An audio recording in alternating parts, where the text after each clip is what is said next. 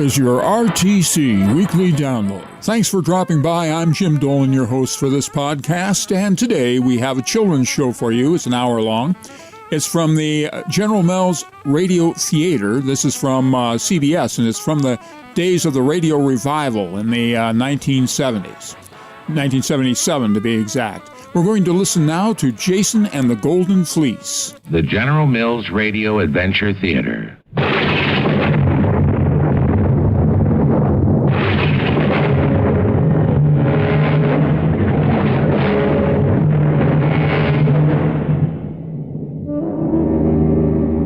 Welcome to the magical land of radio, where adventure is yours for the twist of a dial. I'm Tom Bosley, your guide in this wonderful and exciting world. In the weeks before, you've met many heroes, but today you shall meet the young man who was probably the first of all heroes. His name is Jason, and when he went forth on his dangerous quest for the Golden Fleece many thousands of years ago, he set the style for all the adventures that have been told since. Our adventure story, Jason and the Golden Fleece, was written especially for the General Mills Radio Adventure Theater by Paul Tripp. I'll be back shortly with Act One. Welcome to the Monster Motel. It's lovely here. Look, a cozy torture chamber to relax in. King-size coffins to sleep in. At midnight, toast, juice, milk, and my delicious chocolate cereal, Count Chocula. At midnight, my delicious strawberry-flavored Frankenberry. And a rock with a message flying through the window. What does it say? It says, beware the coffin. But I've got to sleep in my coffin to dream of my Count Chocula's chocolate marshmallow. And I've got to cuddle up in my coffin to dream about my Frankenberry's strawberry-flavored marshmallows. Beware the coffin. Phui. Yes, Biffle. Nighty-night. Sleep tight. If the bedbugs bite them back. Was that you? No, was that you? No, that was me. I warned you I was coughing. A coffin. Tune in again for more scary silliness with Count Chocula and Frankenberry.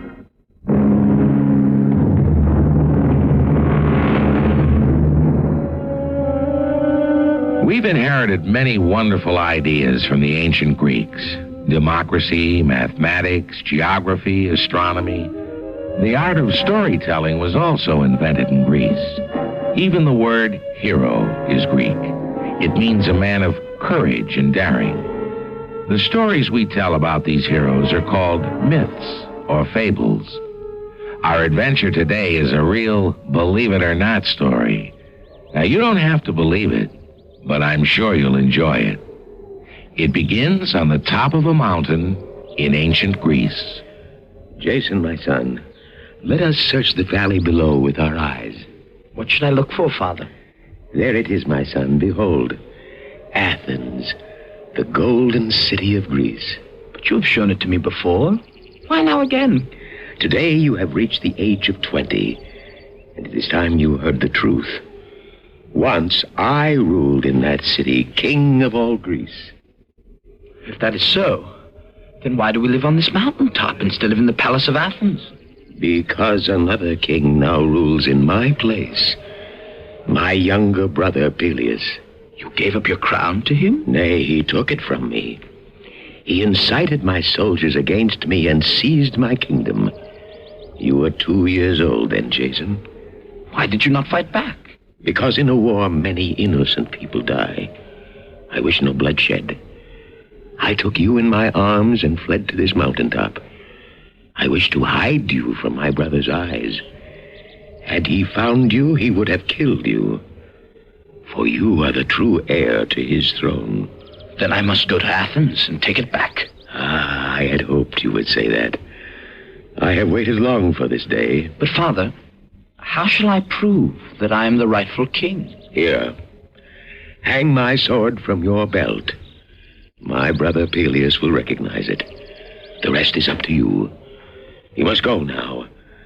And may the gods who dwell upon Mount Olympus keep watch over you.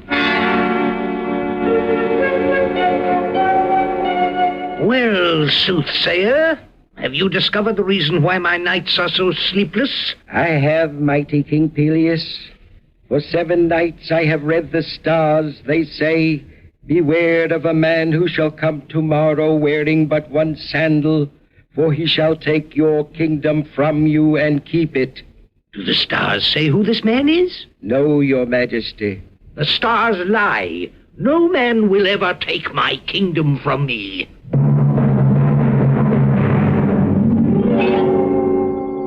You there! Why do you block the road to Athens? Let me pass. Why? What manner of beast are you? With the face of a woman on a winged lion's body? They that know me call me the Sphinx and are afraid. I'm not afraid. Now let me pass. Take your hand away from your sword. No one can kill me. If you answer my riddle, I will let you pass. Ask. What is your riddle? What is it that in the morning goes on 4 feet, at noon on 2, and in the evening on 3? It goes on 4 feet in the morning, on 2 feet at noon, and on 3 feet in the evening. Well, that's very simple. The answer is man. Now let me pass. Not so fast. First, you must give me your reasoning. If you insist, the answer is man, because in the morning of his life, he crawls on all 4s, his 2 hands and his 2 feet. In the noon of his life, when he has become strong, he walks on 2 feet. But when the evening of his life has come and he is old and needs support, he takes a staff for his 3rd foot. Now will you let me pass? At last, my riddle has been answered. There is no longer room for me in Greece. Where shall you go? To the desert in Egypt, where I shall sit in front of the 3 pyramids there and meditate forever, and never again shall man hear me speak. Go, Jason. Your road to Athens is open. One word of warning. In a little while, you will come to a raging stream which will bar your way. No matter. I shall find a bridge. No. You must wade through the stream, for in the stream you shall find your fortune.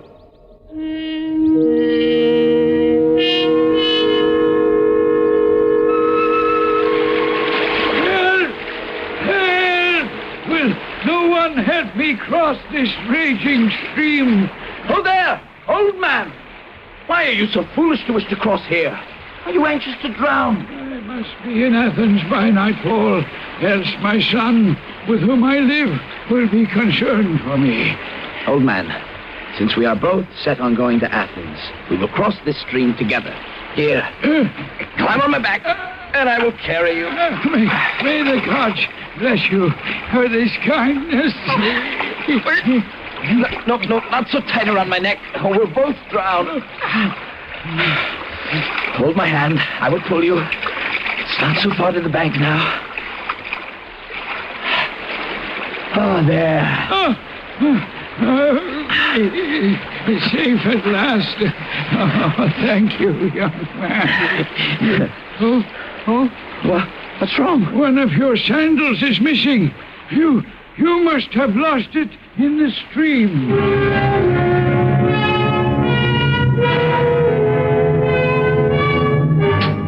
Let me pass! I command you! Where is he? Where is the king who was so frightened of strangers? Let him rise and fight for his kingdom like a man. Put your sword away. How dare you greet your king so rudely? You are not my king, Peleus. I am yours. What madness do you speak? Look closely on my sword. Tell me if you recognize it. Why, it's the sword of my brother. I thought he was dead. No, uncle. He lives, and I, his son, Jason, live as well. Well, so my long-lost nephew comes to visit me after so many years. You know I am the rightful king. I ask for nothing but my rightful throne. Nothing else? Your Majesty, this is no laughing matter. Look, the boy Jason wears but one sandal. What? Remember the warning of the stars. Beware of a stranger who comes wearing but one sandal, for he shall take your kingdom from you and keep it. What is it, uncle? Why have you turned so pale? Or has your soothsayer told you some bad news? No, but suddenly I feel faint. Leave me, my dear nephew, for a moment while I recover. I warn you, Uncle. You and your soothsayer may plot all you like, but I have come to stay. Now tell me, soothsayer, what is to be done? Send Jason off on a dangerous journey from which he will not return. Send him to fetch the golden fleece which hangs from an oak tree at the farthest edge of the world. Others have ventured to find it, but none have returned. An ingenious plan, soothsayer. You will be well rewarded. Oh, there, Jason, come back. And what have you decided, Uncle? Why should we quarrel? I'm getting old, and my crown has grown heavy on my head. Therefore, I shall give my kingdom to you if you prove yourself worthy of my crown. And how would you have me prove my worthiness? By being a hero and achieving that which has never been achieved before. Is that not a reasonable request? For once, Uncle, you speak the truth. What is this great deed you have in mind for me? Bring me the golden fleece that rests in the kingdom of Colchis in the Black Sea. The golden fleece. My father once told me about it. How there were 1,000 dangers to overcome before one could reach the golden fleece. Are you trying to trick me? Oh, there are a few dangers, I admit, but you're a brave, strong lad, aren't you? Are you afraid? Afraid? I shall go, and when I return, I shall hurl the golden fleece in your face, and we shall see which one of us is more afraid. Good, then it's a bargain.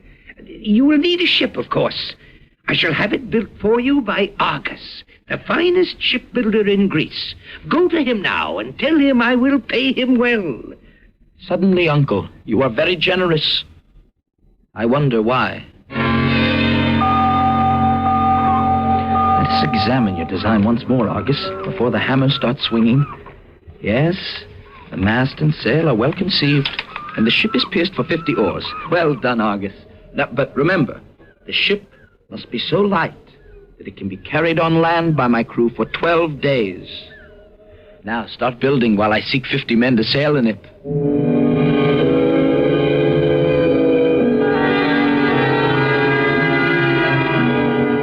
What lies ahead for Jason? Perhaps only the Sphinx knows, and the Sphinx will not tell. For the Sphinx has kept its promise.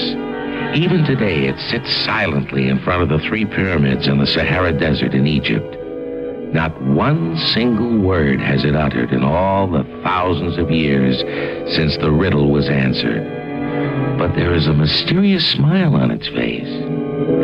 What does the Sphinx know that we don't? I'll be back shortly with Act 2. Keep on the go, everyone. With tasty, toasty Cheerios. The score is tied. Both teams have tried to play baseball like the pros do. Now's your turn at bat. Here's where it's at. Keep on the go, pull through. You're up, Jeff, and we sure do need a hit. Here's your bat. Thanks. I'm ready to go. Okay, pitcher, throw one across the plate. I dare you. Strike one. That pitcher's rough, the playing's tough, but you do the best you can do. Strike two! You keep giving it all you've got. Keep it on the go. That's you. Hit! Go, Jeff! Run! Keep on the go, everyone. Keep on the go. Go!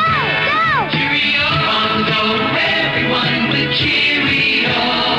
Toast, juice, milk, and tasty, toasty Cheerios helps give you the energy it takes to keep on the go. Heading for home! Go, Jeff!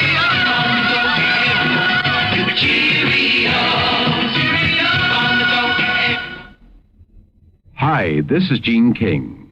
I'm with the Council of the Better Business Bureaus, and let me tell you what happened to me the other day. I was riding along in the car, and I had my son Johnny with me, and I don't know, he was reading something or other, and all of a sudden... Wow, this is terrific. What's terrific, Johnny? Listen to this ad. It says, be the first one in your neighborhood to own a super combination telescope, lie detector, periscope, radar, pocket detective kit with free club ring. Wow, no kidding. How much does it cost? Well, it's only $1 if I answer the ad right away. Can I get it, Daddy? Can I please? Well, now, you know what I told Johnny? I said, you know, this sounds too good to be true. I've fallen for ads like this myself, and I found it's always a good idea to check something out first before you buy it, like finding out if you can get your money back if you don't like it. Oh, yeah, I remember that super-duper thing I bought last year. It fell apart. Well, do you see what I mean? The General Mills Radio Adventure Theater will return shortly. They're magically delicious. You know how I, Lucky the Leprechaun, got water for the desert? I was there with me camel. That's me, yeah. And I said to him, let's have our juice, toast, milk, and Lucky Charms. Ah, Lucky Charms, the frosted oat cereal with marshmallow surprises, shaped like pink hearts, yellow moons, orange stars, green clovers, and blue diamonds. Lucky Charms, yeah. Oh, the kids, after me Lucky Charms. We'd better run. Yeah. Catch Lucky! Get his Lucky Charm! They're catching up. I use magic to make a river and swim away. I forgot.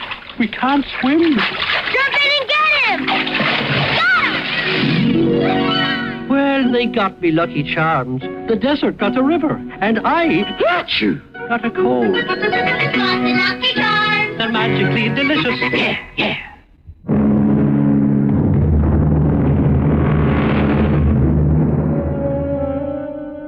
What is this golden fleece that Jason should risk his life to find it? True, there once was a golden ram, the only one of its kind. And true, its fleece was of the purest gold.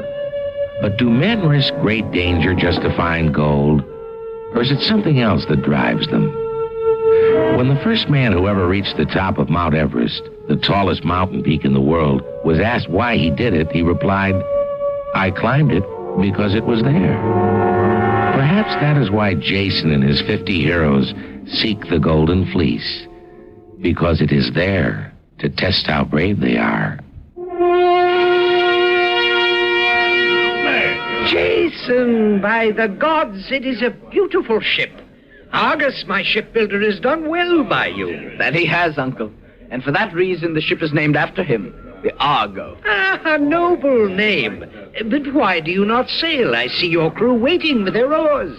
There are only 48 of them. I need 2 more. Not any longer, Jason, for we are here.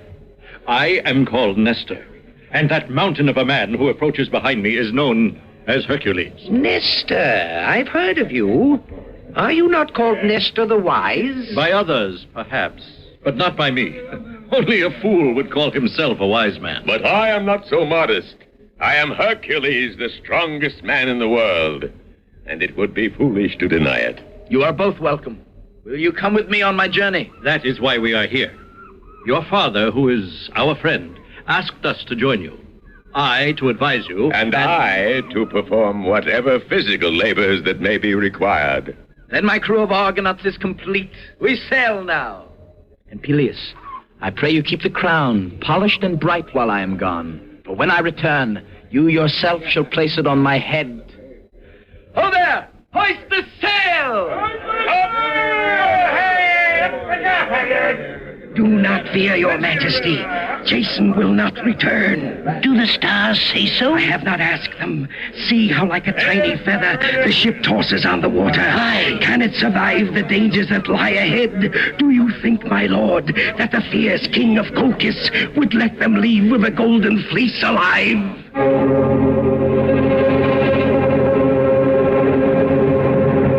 In the name of Zeus, never have I been on a journey so tedious.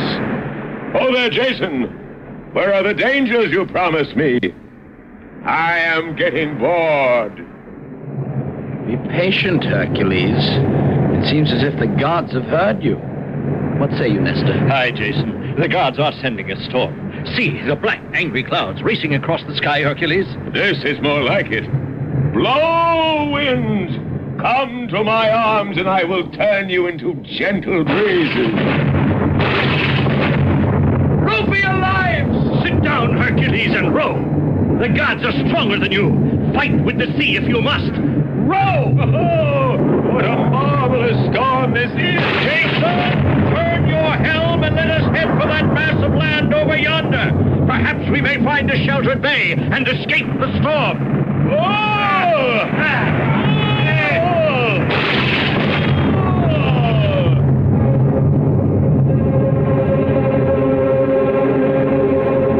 The water is calmer here. Let us rest here for the night.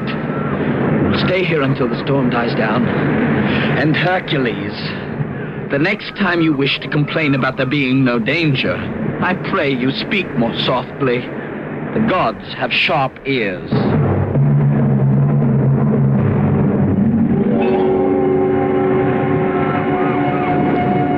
Wake up, strangers.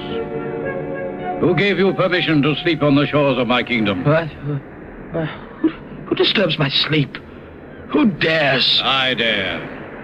I am Amycus, king of this land of fishermen. No stranger enters my land without my leave. In my land, strangers are treated as guests. Since I see you are a barbarian, we will leave at once. Up, everybody! We're leaving. We're not welcome here. Not so fast.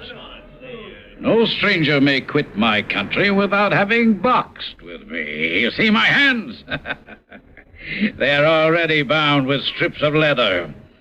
Now let the best man among you step forth, and we shall box. By the gods, I am ready for some sport.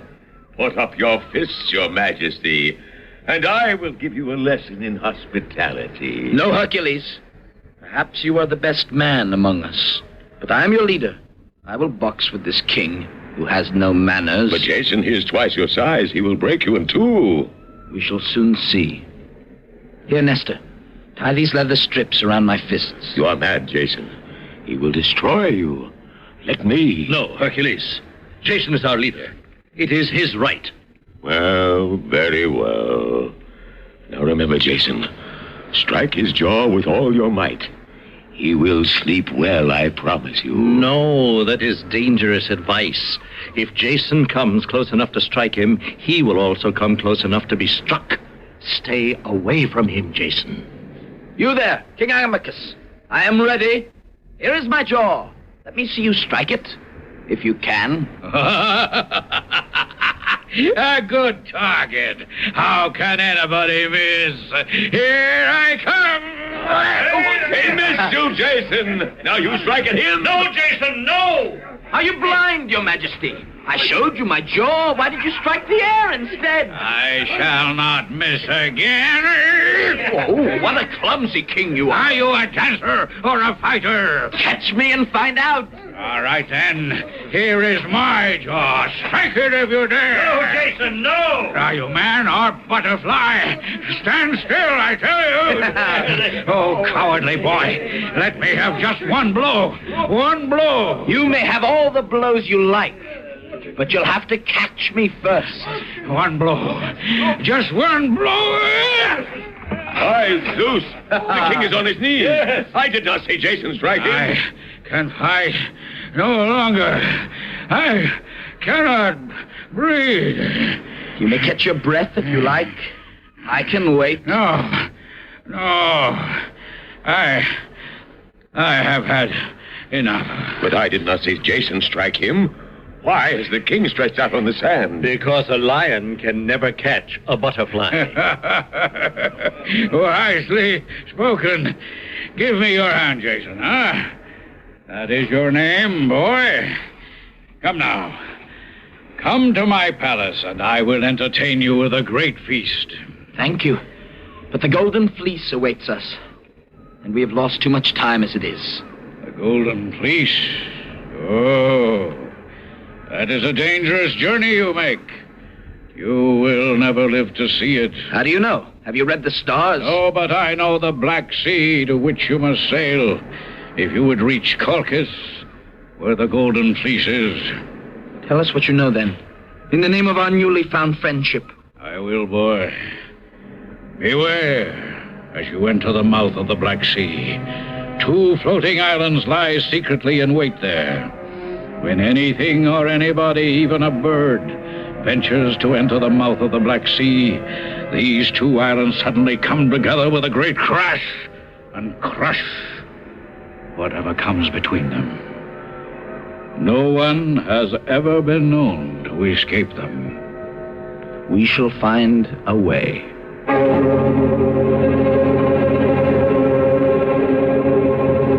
Jason, I have been thinking. If we reach Colchis safely, how shall we win the Golden Fleece? We will fight for it, if we have to. Oh, it would be better not to fight. We would be outnumbered. I think we should first try peaceful means, give a precious gift to the king, perhaps, that he may look kindly upon us. That would be wise, but we have nothing precious on board with us. I know of a garden where grow the golden apples of Atlas the giant.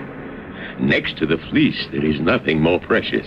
But do you know where these golden apples may be found? I have studied the maps and know where to go. Give me the helm, Jason, and I will steer us there. Jason, do you see that tall mountain that rises on the coast of Africa? On top of it, you will see Atlas, crouched over with the weight of the heavens which he carries on his back.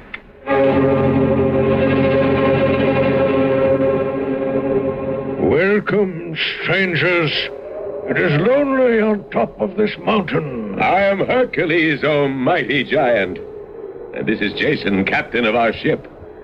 We seek the golden apples that grow in your secret garden. You may seek forever, but I will not tell you where they are hidden. But if you wish, I will fetch them for you. But is that possible? If you take the great sky from off your shoulders and set it down, will not the earth be crushed under the weight? True. Perhaps your friend there can carry my burden on his shoulders for a few moments while I get the golden apples. He seems strong enough. By Zeus, and so I am. Here, Atlas, I will kneel down. Now, place the heavens on my shoulders. Now, careful, Hercules, or you will drop the sky and the earth will come to an end. There. It is steady on my shoulders now. Go quickly, Atlas. This is a heavy burden. I shall return in a moment.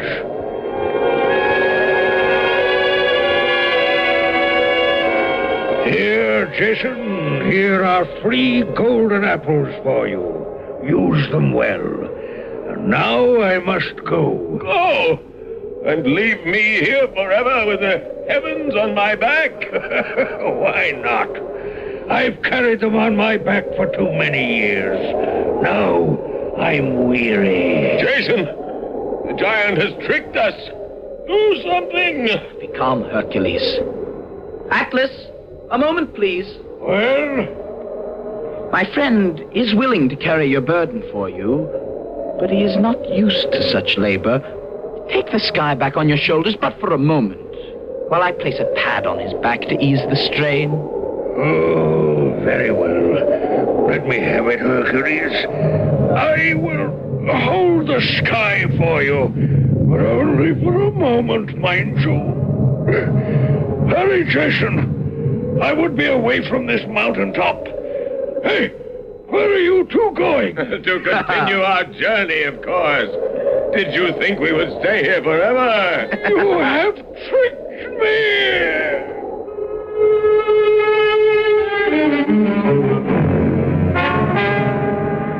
Look, Jason, the Black Sea at last. We are almost at journey's end. But where are the floating islands we were warned about? Probably lying in wait for us until we sail closer. We must tempt them to show themselves. Hercules, you are a great archer. Shoot an arrow high into the air ahead of us. Now we shall see. There! Yes, there are the islands. We shall never be able to pass between them without being crushed.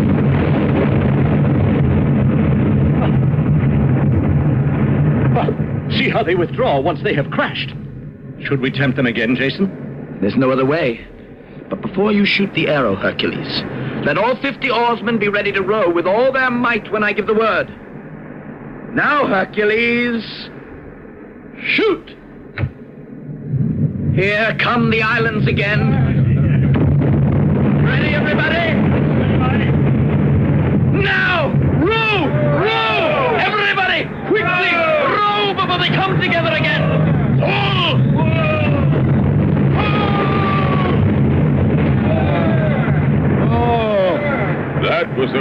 one. They missed us by a hair. Aye, we are now safely in the Black Sea. Give thanks to the gods, my brave company. And look yonder where the tall towers of the land of Colchis gleam in the sun. Give thanks, for half our journey is done.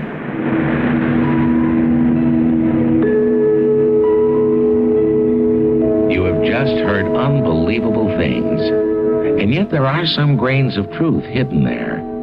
The golden apples. Now, there are such things, but today we call them oranges. And Atlas, who carried the sky on his shoulders. On the northern coast of Africa, there's a chain of peaks so high the sky seems to sit on them, and they're called the Atlas Mountains. From one tiny grain of truth, a great story can grow. We'll be back shortly with Act 3. This is Cocoa Puffs Radio News. Today we're on the waterfront for the launching of the nuclear submarine Fish Face. It's a beautiful day. The sky is clear as a bell. With us is the world-famous Sonny the cuckoo bird. Sonny always goes cuckoo for Cocoa Puffs. Tell us, Sonny, why are you here? I'm here to keep from going cuckoo for juice, toast, milk, and munchy. Crunchy. Chocolatey. Now, don't say it. Cocoa Puffs. Why don't you want to go cuckoo? Because when I go cuckoo, oh boy, watch out the end. Suckle. So how will you keep from going cuckoo? Well, climb aboard the submarine. And? I'll batten down the hatch. And? I'll take her down to the bottom. And I'll lock myself in the torpedo room. Aha! That'll keep Sonny from going cuckoo for munchy, crunchy, chocolatey Cocoa Puffs. Cocoa Puffs! Yahoo! I'm cuckoo for Cocoa Puffs! Cuckoo for Cocoa Puffs! Sometimes my plans are all wet. So much to say, so much to do, so many things to know. Got a feeling inside of me, looking for somewhere to go. Looking for broader horizons in the country of my mind. Wanna take big steps, wanna meet new friends, wanna find what I can find. 4-H, there's room to grow in 4-H, 4-H, 4-H. 4-H gives you room to grow. No matter where you live, there's probably a 4-H group near you. And no matter what your interests, there's probably a 4-H program you can get involved in. To find out more, call your local extension office. 4-H gives you room to grow.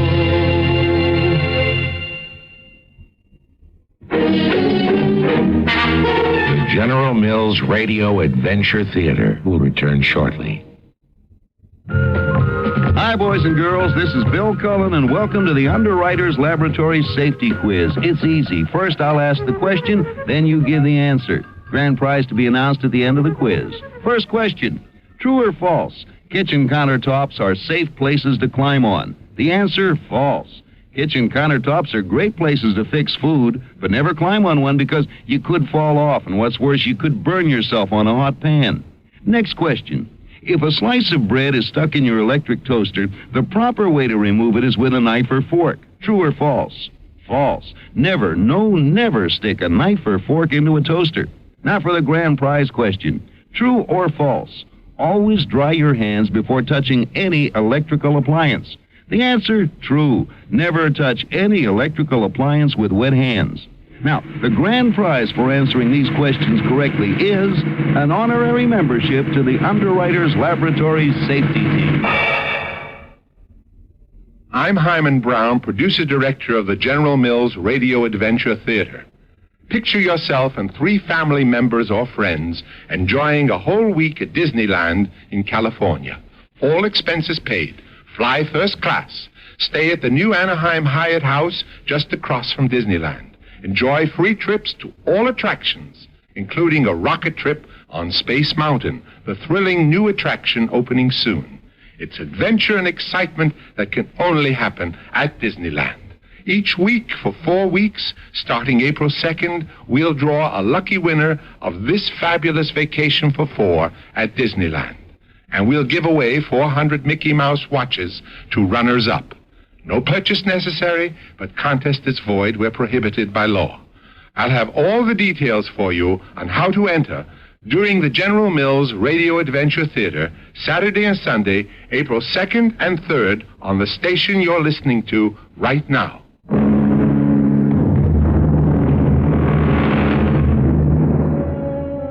When Jason and his Argonauts set out on their long journey, they were the first men who dared to sail on seas that had never been sailed before. Now, that should have been enough to satisfy any ordinary hero. But Jason had a far greater goal in mind. The Golden Fleece. His greatest enemy now is not the treacherous sea, but the crafty king of Colchis, Aeetes, before whom Jason now stands with his friends.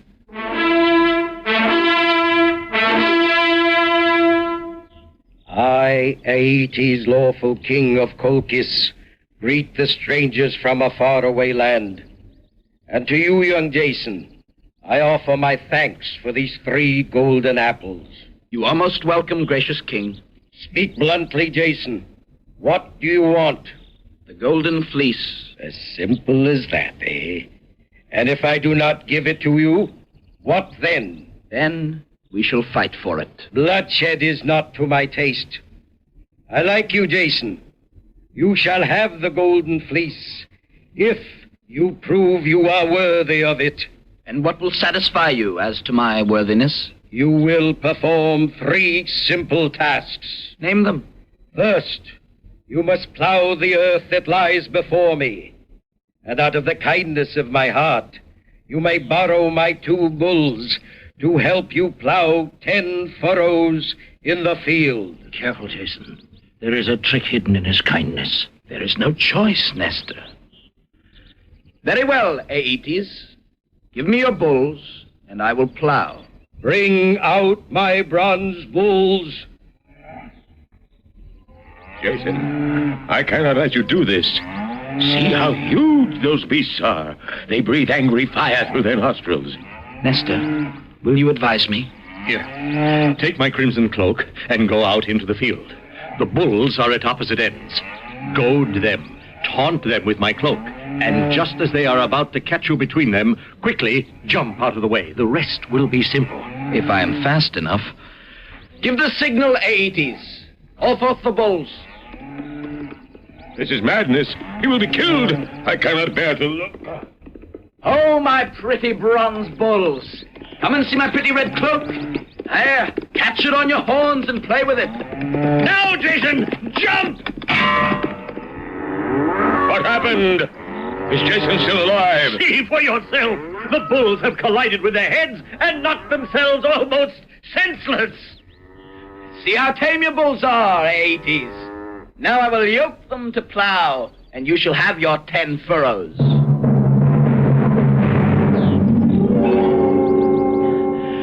Forgive the crookedness of my furrows, O king. The earth is ready for the planting. Here, take this helmet filled with the teeth of a dragon. Drop them gently into the earth. That is the second task. Nestor, is the king out of his mind? What crop will grow from dragon's teeth? Certainly not barley or wheat. No, Hercules. Most certainly not. Nestor, I have plowed and I have planted, though what the crop will be, I cannot guess. There is your crop, Jason. 1,000 armed men sprung from the earth, each thirsting for your blood. And what concern is that of mine? That of a good farmer.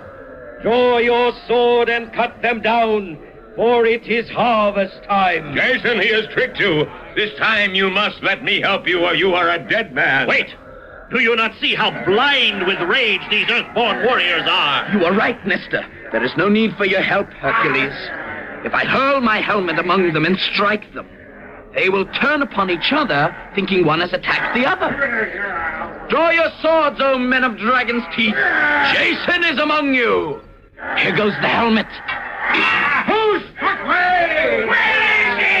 Where is Jason?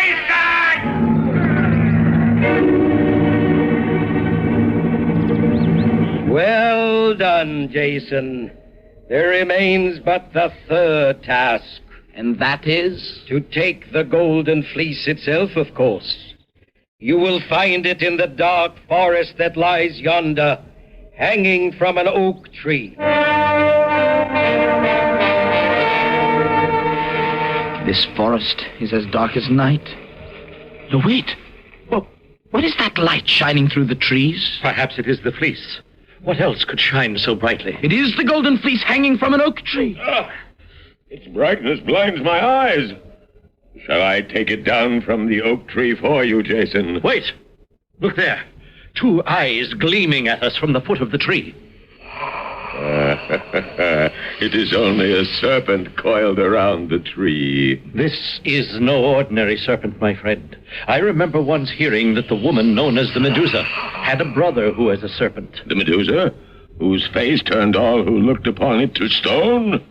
The Medusa's brother who guards the fleece has the same powers. I have a plan. Nestor, loan me your silver shield.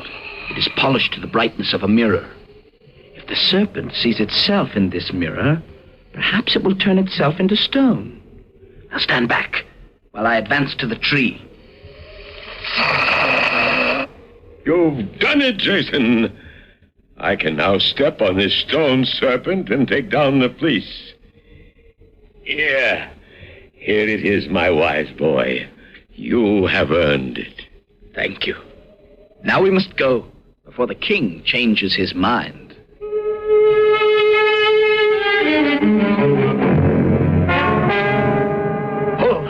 Pull with all your might, because there on shore stands Aeetes. Jason, give me back my golden fleece. I will give it back to you, O king, who breaks his word, when you catch me. And by Zeus I will. Oh, there, my sea captains, we will give chase to these pirates who have stolen my fleece. Pull, men, pull, for never will I give up this golden fleece. You may have to, Jason. Aeetes is gaining on us. Jason, throw the fleece into the sea, that I may have it back again, and I will spare your lives. Jason, why not give him back his golden fleece? What are you saying, Hercules? Have you turned coward? No.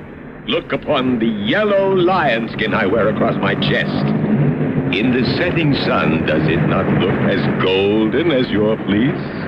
Yes. You will throw my lion skin into the sea and tell Aeetes it is his golden fleece. And then we'll have more time to escape. It may work, Jason. It is our only chance. Very well. Hold there, Aeetes! Will you indeed spare our lives if I return your golden fleece? I will. I swear it by Olympus. Then here it is. Behold, I have thrown it into the sea. It worked. Look how his fleet has slowed its pace to pick up the fleece. Now, men, we must row harder and harder and keep the lead we have gained. Here, pull, men, pull. Dusk has fallen. We may yet escape them. They will never find us in the blessed night. Sea captains, let the fleet row to the mouth of the sea and wait there. We shall catch our fish in the morning. I spoke too hastily. We are trapped. Have we another brilliant thought? Where will the king look for us? At sea, of course. But will he look for us on land? Steer for the shore, Jason. We may yet escape.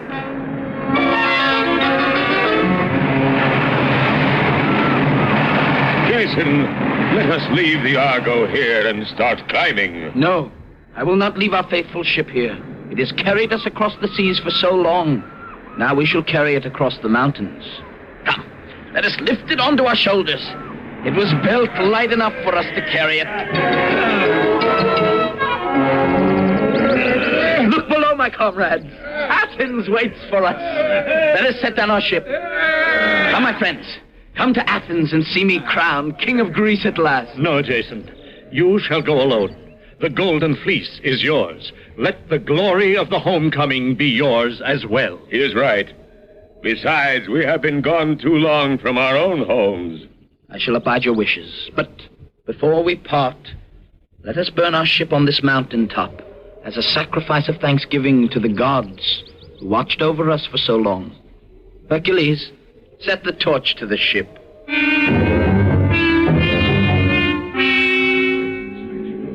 Soothsayer, what is the cause of this disturbance in the city? It looks like your nephew Jason. Then the stars did not lie to you. I must be resigned to my fate and go forth to meet him.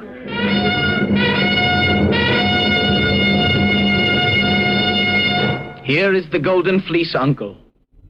Now, will you give me the crown, or must I fight for it as well? No, nephew. I am too old for fighting, and you have earned the crown. Herald, sound the trumpet. Citizens of Athens, people of Greece, make welcome to your new ruler. Long live Jason, King of Greece!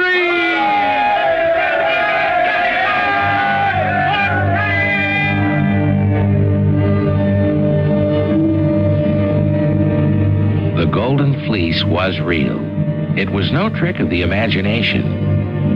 In the great gold rush of 1849 in California, miners used sieves which they filled with dirt containing gold dust and then swished them in the streams. And the dirt washed away and the gold remained. In ancient days, the Greeks also panned for gold, but instead of a sieve, they used the fleece of a sheep, which caught the gold dust and thus actually became a golden fleece. And that is how the great legend of Jason and his Argonauts was born. I'll return shortly. Tricks. How will I get some this time? Bobby and Betty are visiting a lighthouse. They're having breakfast, and guess who's hiding nearby? The Tricks Rabbit. Are my eyes playing tricks on me, or is that a box of tricks? Disguised as a ship's captain, I'll get some. A parrot on my shoulder, this cap to hide my ears. Stepping out of the fog, the rabbit approaches. Ahoy there, mates! Wow, it's a ship's captain. He's even got a parrot. Captain's playing tricks. Quiet, bird brain. Morning, mates. I see you've landed some tricks. Sure, Captain. Tricks is great with juice, toast, and milk. Like some, Captain? Would I? Ahoy! Tricks in raspberry red, lemon yellow, orange. Whoops! My hat. Look at those ears. You're not a captain. You're the rabbit. Silly rabbit. Tricks are for kids. Oh, shucks. My plans are sunk. The trick's on you, huh? Hello, this is Gene King for the Council of Better Business Bureaus. You know, a bargain isn't a bargain unless you know what you're bargaining Hey, for. Mom, look what happened. I washed this sweater and it shrunk, and now I can't even wear it. Gee, and I paid for it out of my own money. Well, didn't you check the label for cleaning instructions? Yeah, I checked it, but there wasn't a label. That's unusual. Clothes are supposed to have labels which tell you how to take care of them. Where did you buy the sweater? At a neat store which sells expensive clothing for less money because they removed the label. But I guess they also cut out the care label by mistake. Honey, this sweater looks like wool.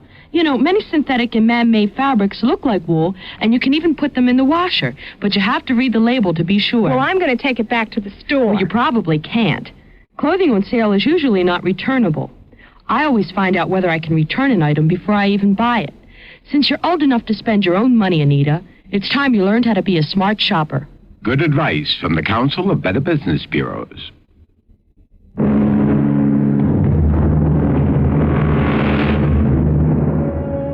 Ancient Greece was known for its real heroes as well as its mythological ones. There were the sports heroes who competed in the Olympic Games, just as we do every 4 years today. There was Leonidas, who with 300 Spartan soldiers held off the great Persian armies and thus saved Greece. And of course, there was Alexander the Great, who conquered the world when he was only in his mid-20s. To seek excellence is the mark of a true hero. To achieve excellence is possible for all of us. They're magically delicious. Hi, I'm Lucky the Leprechaun, speaking to you from the top of a mountain called Big Thud. Now, why is it called Big Thud? Well, I'll tell you. I was hiding from the kids one morning to enjoy me juice, toast, milk, and Lucky Charms. Ah, alone with me Lucky Charms, the frosted oat cereal with marshmallow surprises, shaped like pink hearts, yellow moons, orange stars, green clovers, and blue diamonds. Oh, the kids always after me Lucky Charms. Catch Lucky! Get his Lucky Charm! I use me magic and make a dodo bird to fly away on. Up, up, away. Come on, fly, you dodo. Oh, I didn't know dodo birds can't fly. Get his Lucky Charm! Yeah! Well, they got me Lucky Charms, and me dodo bird came down with such a nice beak. We named this mountain after him, Big Thud. Lucky Charm! They're magically delicious.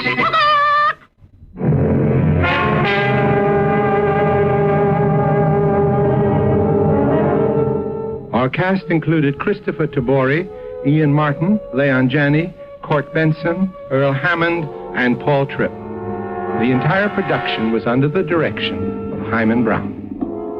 This is Tom Bosley inviting you to return to the General Mills Radio Adventure Theater for another exciting tale you can hear through the magic of radio.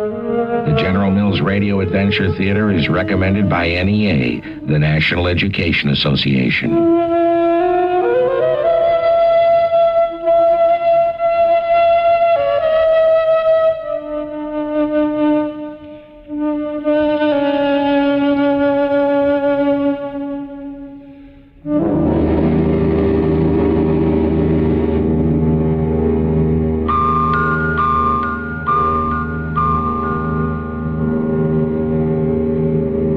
That's it for this week. We'll be back next week with more old-time radio. I hope you can join us then. Till then, this is Jim Dolan thanking you for listening. The RTC Weekly Download is produced by Chris Stone and Jim Dolan.